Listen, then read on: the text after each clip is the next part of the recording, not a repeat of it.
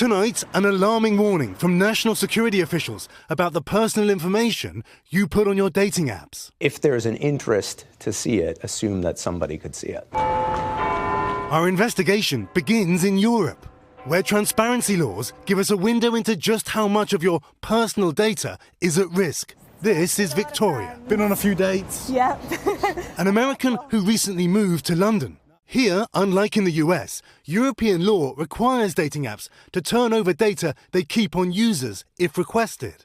We had 3 people living in Europe request their data.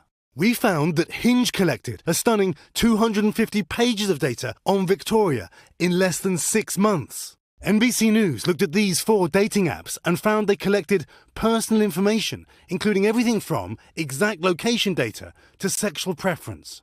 Some collecting users' chat messages and Grindr collecting HIV status. It's made me rethink using the apps. John Demers is the Assistant Attorney General for National Security. How long does that data live for? It could live forever. Justice Department officials tell NBC News they are concerned about Grindr, the popular dating app for gay men. It's owned by Kunlun Tech, a Chinese gaming company.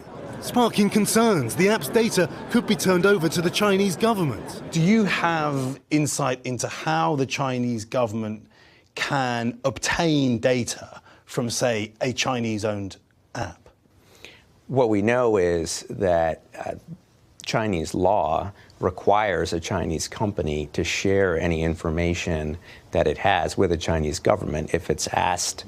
Bernardo Crastes used Grindr. When you're using it, it's not something that you really think about, I guess, that it's being tracked. Now officials warn the personal information you put on a dating app could be accessed and put you at risk. The information that is on a dating app is of great interest to a foreign country's intelligence service. You know that? We know that because it's of the type of data that they would want to paint a picture of your life.